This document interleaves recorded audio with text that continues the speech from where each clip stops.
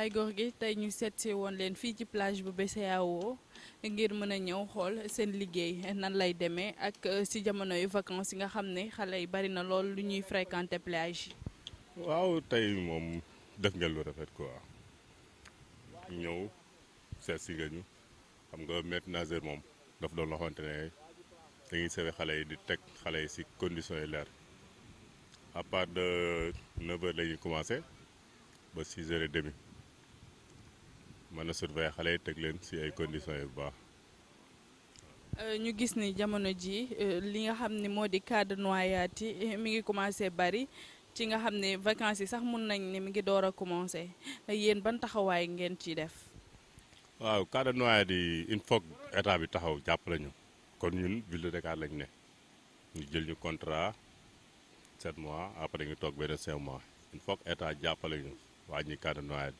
ndax bari na ñoo xamante ne ñu ngi fi yore seen diplôme def surveillance amuñu liggéey il faut que gars yi jël personnel bi teg leen fi ñu mën a xeex noyade waaye bu bëggee toog rek di si détail ni noo du sotti il faut que gars yi jël matuwaay yi quoi teg waaw. kon yow da nga jàpp ni personnel bi doyul. non doyul fii bu ñu fi tegoon 500 personnes du doy wàllu surveillance moom 500 personnes boo ko fi tegoon du doy ñun dañ war a taxaw personnel dafa war a doy lu si mel ni gendarmerie ñoo accompagner ñu kon suñu gars yi sapeur pompier yi des groupements sapeur pompier de Parcelles Assainies ñëw nañ dañu accompagner jàppale ñu waaye nag du doyul matuwaay bi moom des na lool te personnel bi bariwul. donte sax personnel bi bariwul ñu gis ni am na astut boo xamante ni ñu ngi fi mun nañ xam nan ngeen di wéyalee seen liggéey ak yenn jafe-jafe ngeen di jànkoonteel tamit seen liggéey. non jafe-jafe yi moom bari na lool ndax chaque jour soo ko xëyee rek ñu ngi si jafe-jafe quoi gisoo instant bi niñ toogee di wax ni gars yi ñu ngi si booy heure bi heure de pause la mënoo pause mënoo dem sa kër añi da ngay toog ba 6h30 door a retourner añ moo tax jafe-jafe yi moom bari na lool suñ si toogul wax dëgg kenn du xam si jafe-jafe kon yéen ni ngeen fi defee ñëw nii baax na gars yi mën a xam problème yi ñuy dund jafe-jafe yi nekk ñu mën ko xam quoi. yan anam ngeen di wéyalee seen liggéey. waaw ñun bu ñu xësee ba ñëw 8h 9h la ñuy commencé suñu ñëwee teg suñuy drapeau limite de baignade bi jënd suñu matériel teg bu fi dara amee ñu jël suñu bagage yi dem CV ji bu ñu amul matériel tamit loxoy kese la ñuy demee quoi ndax problème bi moom mooy loolu dañuy sabablu rek yàlla ñuy taxaw mënuñu dara lu yàlla rek moo ñuy taxaw bu baax.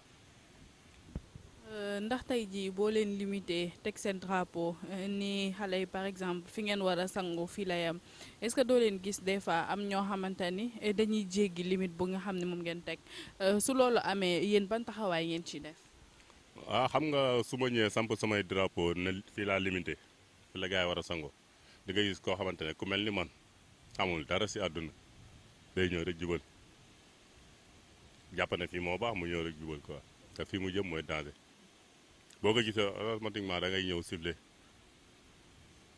automatiquement boo ko gisee da ngay ñëw ciblé ndax rek nekk foofu nga nekk baaxul ñëwal nga sangu fii nii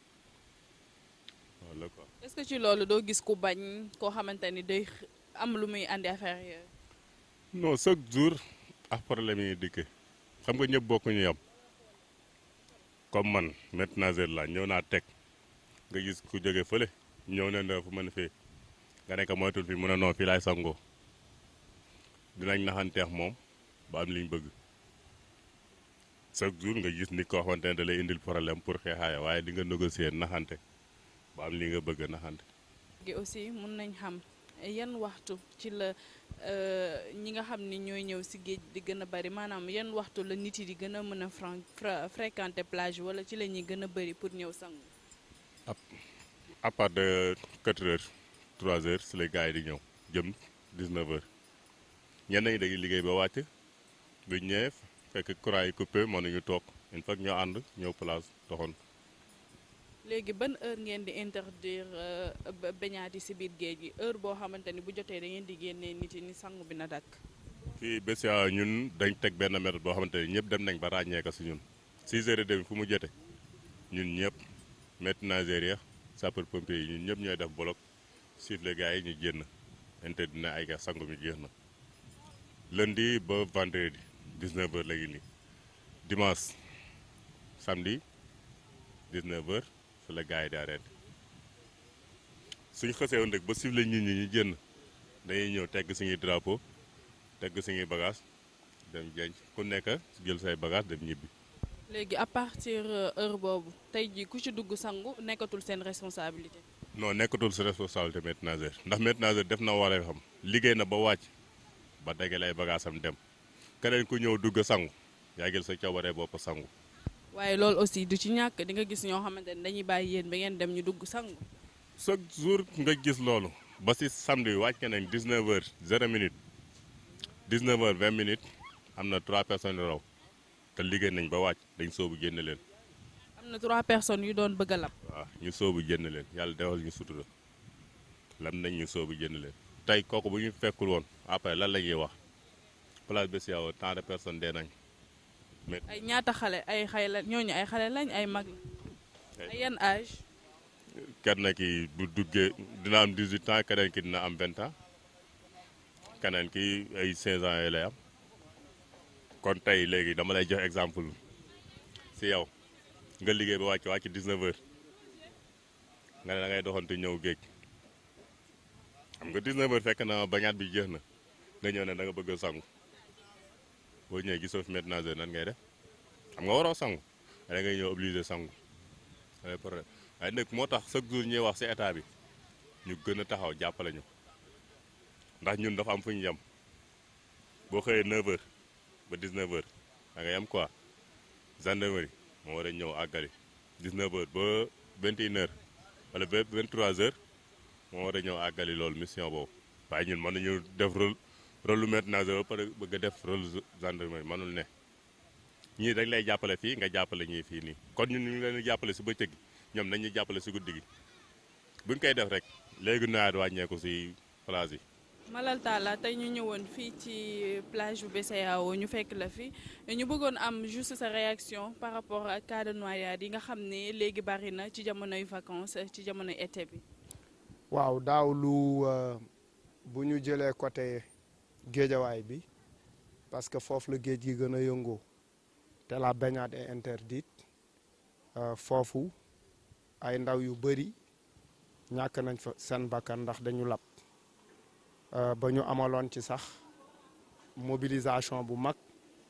avec le préfet la mairie les mairies de commune d'arrondissement amal et les associations amal benn caravane bu mag pour sensibiliser waajur yi sensibiliser ndaw ñi mais dañu nekk ci été xëy na yeneen gox yi ndaw ñi am nañ possibilité am ay camps de vacances ak ay colonies de vacances il faut que les mairies travaillent dans ce sens parce que waajur yi am doole dinañu yóbbu seeni doom vacances wala ñu boole leen ci ay programme de colonies de vacances mais quel est le projet de la mairie ou bien des mairies pendant les vacances pour contenir les jeunes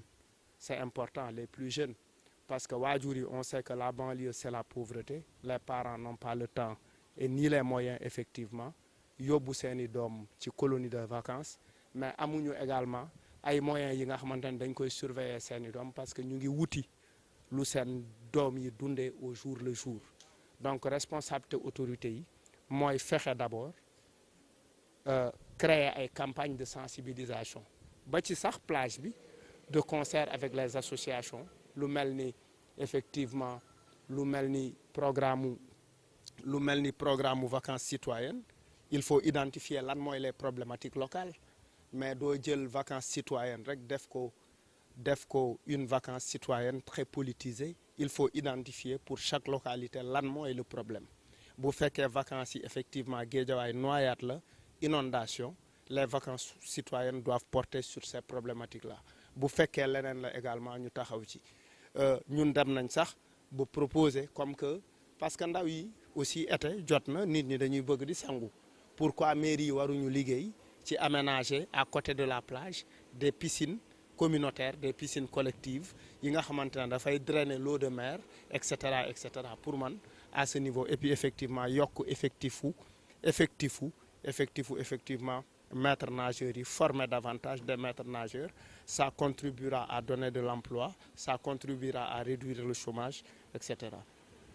Et aussi sur ce est-ce que mun nañ xam lan moo war a nekk taxawaayu parents yi parce que da ngay gis xale boo xamante ni day ñëw te du ànd ak mag du ànd ak kenn day nekk xale nekk tout tànk lan lay gis dem dugg ci biir géej gi sangu du am kenn ku ko naan taxawal wala defal li oui mais xam nga parents yi effectivement comme niñ koy waxee les parents ont d'autres priorités priorité yi mooy na njaboot gi dund nañu ndekki nañu añ nañ reer